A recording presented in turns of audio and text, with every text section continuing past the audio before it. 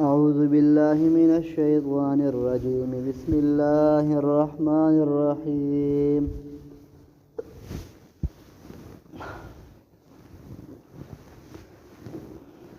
قلنا اهبطوا منها جميعا.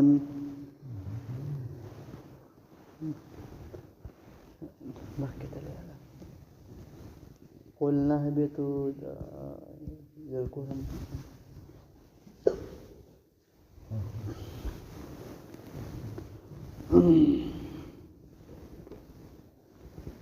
قلنا اهبطوا منها جميعا فإما يأتينكم مني هدى فمن تبع هدايا فلا خوف عليهم ولا هم يحزنون.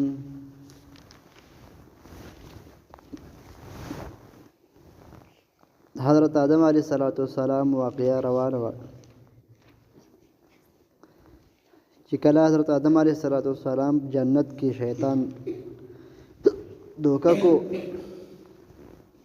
او هغه بوټي په شکل بل بوټي وخوړو او الله رب العزت د جنت نه بهر کو او دنیا ته راولې کو او شیطان یې سره هم دنیا ته راولې کو چې تاسو به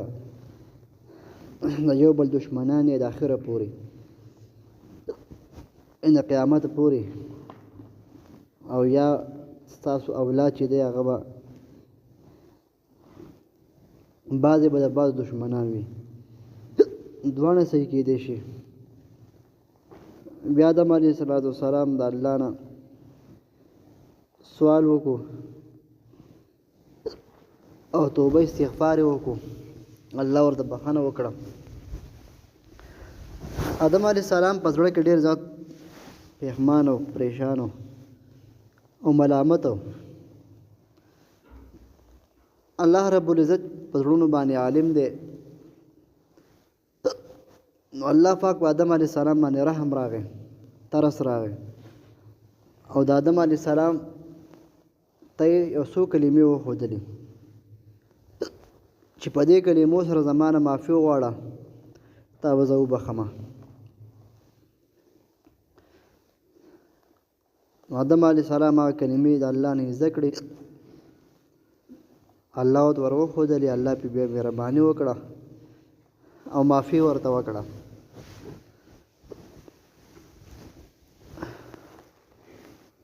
بیا آدم علیه السلام الله رب العزت دا خبر ورکو قلنا وی مونږه یا اهبطوا تاسو لاړ شئ کوز شئ منها د دې جنت نه جميعا ټول. نو جنت کې صرف آدم علیه السلام او د هغه بیبي وه، نور خو څوک نه و. نو الله ورته دا ټول لفظ ولې وایي، صيغه د جمع ولې راوړي؟ اهبطوا منها جميعا د ټول نه څوک مراد دی؟ آدم علیه السلام ته مراد دی، حوا بیبي مراد ده. او بل دا چې د آدم علیه السلام ته حقیقتا اشاره وه او حوا بیبي ده او د هغوی اولاد ته کنایتا اشاره وه. د دنیا کې دا څومره مخلوق چې ګرځي، څومره انسانان ټول د آدم علیه السلام بچي دي، نواسي دي،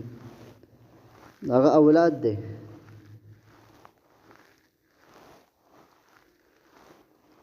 نو ځکه الله دا وفرمایله چې تاسو ټول په ټوله کوز شئ. فإما يأتينكم چېرته راشي تاسو ته مني زما له طرف نه هدن څه هدایت فمن تبع هدایا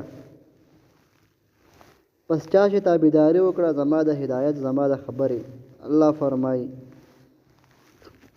فلا خوف علیهم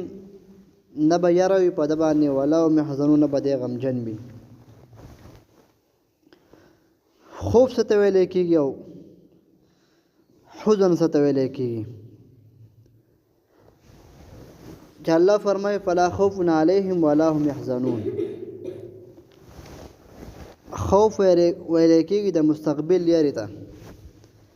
چې مستقبل په مصیبت په یو تکلیف باندې ته خفه شي تا د مثلا مستقبل کې څه رسي څه تکلیف درته رسي څه خفګان درته رسي او ته په هغې باندې یارېږي او غمجن کېږي د خوف وایي آینده زمانه کې او غم حزن دا هغه خوب ته وایي هغه یارې ته وایي چې په ماضي کې کم کار شوی په هغې ته خفه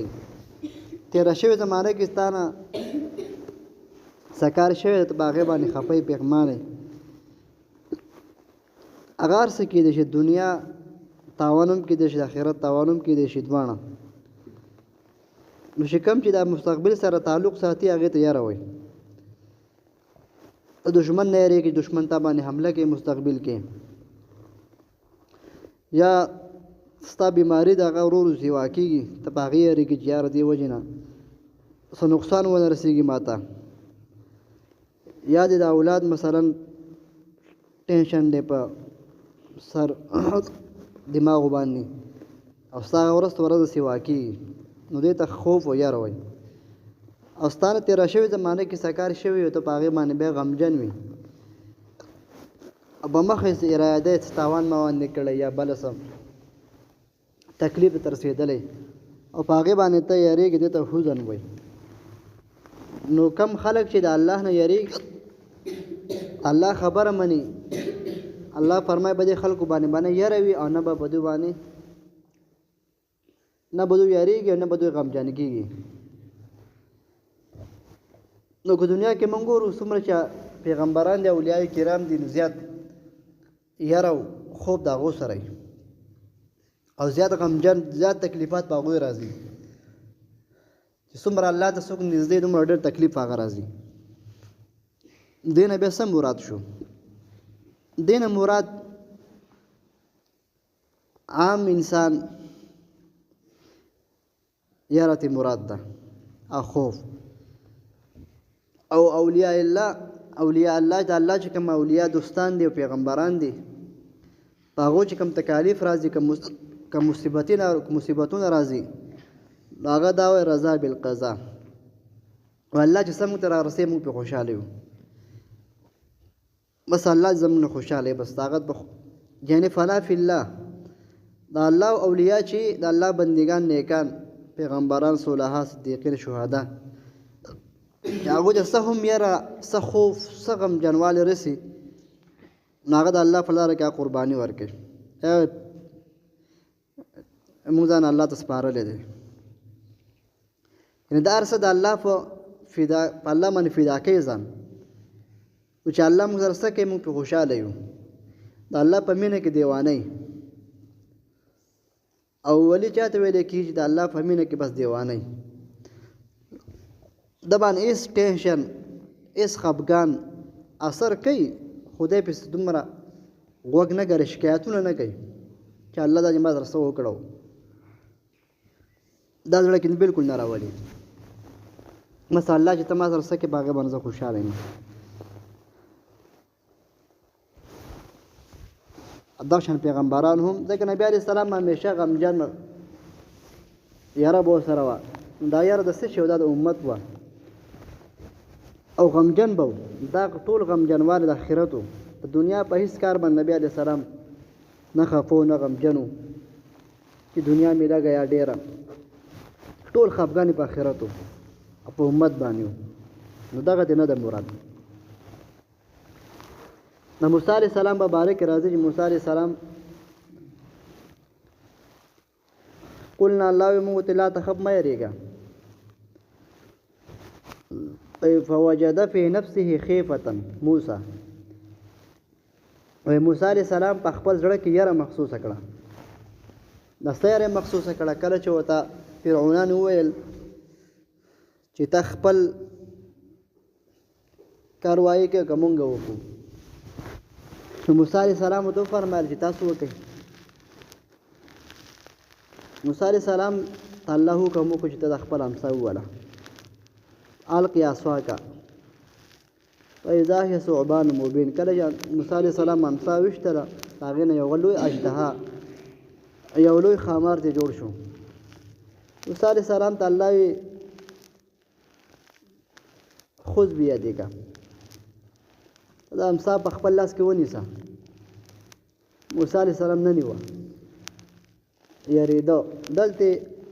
دا یره طبیعي یره ده طبیعي فطرتي یره پارچا کی هغه په عام انسانانو کې ومي لکه سړی مثلا په لار روان دي ناسبه صدرز وشي سړی په زړه کې یره وشي دی ښه زړور انسان په زړه کې یره وشي چې هر څه چلو شو एकदम سپی حمله وکړي یا एकदम چېرته ډز وشي مثلا एकदम چېرته زلزله وشي دی ویرېږي دا یره ده دا طبیعي یره ده دا په هر چا راځي نو موسی علیہ السلام په دې نه یېرېده چې ما به دا خامار به ما ته نقصان نه ورسي زما د امسا په دې یېرېده چې دا فرعونیان چېرته زما د بن اسرائیل دا چېرته وانه وړي الله پاک ورته وی لا تخف مه یېرېږه ونیسه الله ورته لا تخف بس موسی علیہ السلام زړه نه یره ختمه شوه امسا ته لاس کو دوباره امسا شوه ابراهیم علیہ السلام باره کې راځي چې کله هغه فرشتې راغلي او ابراهیم علیہ السلام بیبي ته خوشخبری ورکړه تعالی به الله اولاد درکړي او الله تعالی زیره درکړي په اسحاق علیہ السلام سره نو ابراهیم علیہ السلام لاړو سخی ورید کو سخی حلال کو ورید کو هغه راوړو ملمنو ته کې خودو لا تستلو الیهم ملمنو لاسونه نه وګدول خوراک نه کوو ولی ناسو ابراهیم علیہ السلام ویریدو دا یاره طبیعي یاره ده ځکه وخت کې به د دشمن دا نشانی وه چې کله به ورته تا خوراک کې خو د خوراک بستر نه خوړنو داسې معلومېده چې دا د دشمن دی نو ابراهیم علیہ السلام دا سوچ وکړي چې ما دشمنان چېرته ورېږه او فرشتو ورته وي ته مه یېرېږه مونږ د الله ملایک یو الله استازي یو تا ته راغلي یو ستا د خوشخبري درکو او ابراهیم علیہ السلام بیبي ولاړه وه هغې ورته وي څرنګې وه تعجب یې وکړو نو دا زنانه چې تعجب کوي نو دا د خپل سر داسې وایي په څپېړه لږ داسې کوي وای دا چل کوي دا چل ابراهیم علیہ السلام بیبي وکړو زما به وله څنګه کېږي زه خو بوډۍ شوی یم او شنډ یم نو فرشتو ورته وي تاله به الله اولاد درکړي چې الله یې ورکوي نو هر چا یې ورکوي هر څنګه ورکولی شي بیا وي چې زموږ د قوم لوط په باره کې راغلي وو او هغو ته خبر ورکو لوط علیه السلام ته تا ته موږ څه نه وایو بیا ابراهیم علیه السلام د زړه نه یاره ووته نو دغه یاره طبیعي یاره وه دا ابراهیم علیه السلام څه دونه یارېده نه هغه پیغمبر و چې دونه خو دا طبیعي یاره دا مراد دی نه ده نو یحزنون دا اولیاء کرام د الله د دوستان دته ولې خارنج ورته رسي مصیبت تکلیف ورته رسي یاره ورته رسي خفګان ورته رسي خو دغه خفګان دغه یاره الله په لاره کې د قربانۍ دوی د الله د پاره دار سم قربان کړي دي هېڅ مسله نشته راضي به د نیکانو صلحاو دا قصې سړی واوري صحابه کرامو څومره سختې تېرې کړې وي څومره سختې څومره زیات تکلیفونه په هغوی راغلي دي هغو به درڅه د الله په لاره کې قربان کول نو دا سم د الله په لاره کې قربان کړي دي دغه یاره چې نه ده مراد د هغوی یاره چې دغه د الله په مینه کې ختمه شوې ده دومره د الله د مینې دیوانه دي چې دغه یار او دغه مصیبت خفګانونه په هغې کې ایسته پټ شوي دي نو په دې باندې به عامه انسانانو په شان د یار او خفګان نه وي یا د قیامت په ورځ باندې به هم دا د الله د سوري د عرش لاندې څو کسان او بعضې بې حساب بې کتابه چې کوم جنت ته ځي د الله اولیا ښکاره پته بلېږي عملنامه په خلاص میلاو شي هغه به نه یېرېږي به خوشحاله هېڅ خفګان به پرې نه هېڅ ټینشن به پرې نه به په تېره شوې زمانو نه په راتلونکې زمانه باندې او کوم چې غیر دینه دي او کفار دي کافران دي یا ګنهګاران مسلمانان نو هغه به یېرېږي په تېره شوې زمانه به هم خفګان کوي چې دا موږ د زندګي په څه کې تېره کړه الله لکه زندګي را کړې موږ لاړه په ابسو کارونو کې تېره کړه په ځان به افسوس کوي او کافران خو به کوي خو همیشه په تېره شوې زمانه به هم کوي او په راتلونکي به هم تېره شوې به دا افسوس کوي چې دا ولې موږ دا زمانه داسې خرابه تېره کړه دا وخت الله موږ له را کړو موږ تېر او راتلونکي دپاره به یېرېږي چې الله مو جهنم ته اوس ورولي نو هغه چې مړ شي د هغه بس په تېره شوې زمانې خفګان او په راتلونکي یری د غیر دینه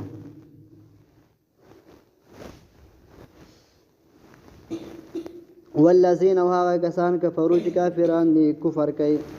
وکذبوا د دروغ نسبت کوي قرآن کریم کې به کله کذبوا راځي او کله به صرف چې دی نو دغه راځي دا کذب لکه کاذبین شو کذبو به راځي نو کذبو دو به دروغ ویل او کذبو دو به دروغ نسبت کو کافرانو به دروغ نسبت کو بی آیاتنا زمونږ آیاتونو ته قرآن کریم ته پیغمبر ته چې دا پیغمبر خو مړه ځان نه راغلی دا قرآن کریم د ځانو جوړ کړی دی دروغ نسبت به ورته کو دا ډېر خطرناک خلک وو اولئک دغه کسان اصحاب النار دا خاوندان د اور والدي جهنمیان دي هم فیها خالدون دوی به په دې اور کې همیشه وي هم فیها خالدون په دې اور کې به همیشه وي دوی نه مراد کافران دي سره کافران د هغوی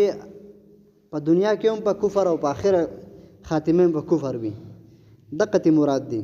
چې دوی په اور کې بالکل همیشه همیشه او کوم چې مسلمانان ګناهګاران دي هغه به جهنم ته ځي د خپل بدو عملونو سزاګانې به خوري خو یو نه یو ورځ به دوی د جهنم نه بیا راوځي او جنت ته به داخلېږي او دا هم فیها خالدون چې راغلی دا سرو کافران په باره کې راغلی دی چې سره کافران دي هغوی به بالکل همیشه د هغوی دپاره بیل لا یموت ولا یحیا نه به مرګ راځي نه به ول الله ژوند ورکوي جهنم کې به سوځي وَإِذْ قَالَ رَبُّكَ هغه وخت چې ویل رب صالح الملائکة فرشتو ته د رکوع سرنا واپس وَإِذْ قَالَ رَبُّكَ هغه وخت چې ویل ربک رب صالح الملائکة فرشتو ته انی جاعل بشک زو ګرځوم فی الارض پزمکه کې خلیفتن پیشوا یو حاکم مشر قالوا ندول دی فرشتو اتجعلوا آیا ګرځوي ته فیها پزمکه کې جوړوي ته من هغه څوک یفسدو چورانه فساد بکوي فیها پزمکه کې ويسفك الدماء تو یوي بخپل ویني پناه حق ونحن خنورز بکي ونحن او مونږه نسبح ستا تسبیح کو بحمدک ستا تعریف بیانو ونقدس لك ستا پاکي بیانو لك ستا د پاره یا الله قال وی فرمایل الله پاک انی بشک ذو اعلم ډیر خپويګم ما پاغ صلا تعلمون جتا سن پويږي تاسو پاغ نه پويږي وعلم آدم الاسماء وخذ الله آدم علیہ السلام ته نمونه كلها ټول ثم عرضهم بيد وړاندې کړل الملائکه فرشتو ته فقال وی الله پاک انبئوني ما ته خبر راکئ ما ته اخی باسماء دا نمونه هؤلاء د سيزونو ان كونوا صادقين کچرتا سرختنی په خپل خبره کې قالوا والفرشتو سبحانك پاک د تعالی را یا لا علم لنا نشته علم مونږ ته الا مگر هغه علم دی ما علمتنا چې تا راکړی مونږ ته انک بېشکه تو انت العلیم الحکیم ته پوه خاوند د حکمتونو والی قال یا الله پاک یا آدم یا آدم علیه السلام انبئهم ته خبر ورکړه دې فرشتو ته دوی ته باسماء د دې په دغه نومونو سره فلما هر کله انباهم چې خبر ورکړه آدم علیه السلام دوی ته باسماء په دغه نومونو سره قال نو الله پاک علم ما قل لكم آیا نو ویل ما تاسو ته ان اعلم چې بشک زه خپویږم غیب السماوات بغیر د اسمانونو په پټو د اسمانونو په پټ سیزونو والارض زمکو واعلم زه خپویږم تبدون هغه چې تاسو ښکاره کوئ وما کنتم هغه څه چې تاسو کوئ تکتمون پټ کوئ هغه څه چې پټ کوئ تاسو وإذ قلنا هغه چې وخت چې وي مونږ للملائکة فرشتو ته اسجدوا تاسو سجده وکئ لآدم علیه السلام ته سجده تعظیمی فسجدوا نو سجده وکړه آدم علیه السلام ته فرشتو الا ابلیس مگر ابلیس ونه کړه ابا انکار وکړو واستكبر لوی تکبر وکړو وکانه ودی یا شو من الکافرین د کافرانو د ډلینا وقلنا بمونږه یا آدم اسکن آدم وساته انت ته وزوجک الجنه ببستا په دې جنت کې وکلا خوري دوانه من هذه جنت نار غدن فراخه بسیاره حيث شئتما کم ذ چې خوخیږي تاسو د دوانو ولا تقربا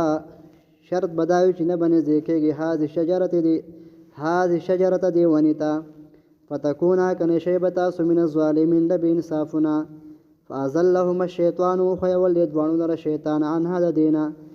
خبرنا فاخرجهما وباسل مونږ د دوانه مما دا غسنه کان جود فی فاغ کې جنت وقلنا بمونږ اهبتو کوس شی لاړ شی می بعضکم لبعض زین استاسونه د پاره د زین وعدون دشمنان بوي ولکم استاو د پاره فی الارض فزمک کې مستقر ټکانه و متاع او نفاسک الہن تر یو وخت مقرر پوره فتلقى ذکر آدم علیہ السلام یا خود الله آدم علیہ السلام تا من ربه ذکر آدم علیہ السلام د خپل من رب د خبرنا کلمات یسو کلمه فتاب علی بس مهربانی وکړه الله په دبانی نو بشک الله هو التواب الرحیم توبه قبلون کې مهربان دی قلنا بمونږه هبتو کوشي من هذه جنتنا جميعا ټول پټولا فإما کچرت یاتینکم راشتا استمن زماله طرفنا هدن هدایت فمن تبع چا چې تابعداري وکړه هدایت زما د هدایت فلا خوف علیهم نه بیاروي په دوی باندې ولا هم يحزنون بدوی غمجن شي والذین واکسان کفروا چې هغه کافران دي وکذبوا دروغ نسبت کوي بیا دین زمونږ آیاتونو ته زمونږ نه خوتا اولئک دا کسان اصحاب النار د خوندان د ورواله دي هم فيها خالدون دوی ور کې همیشه وي سبحان ربك رب العزة عما يصفون وسلام على المرسلين والحمد لله رب العالمين ربنا ظلمنا أنفسنا وإن لم تغفر لنا وترحمنا لنكونن من الخاسرين اللهم أجرنا من النار اللهم أدخلنا الجنة مع الأبرار يا عزيز يا غفار برحمتك يا أرحم الراحمين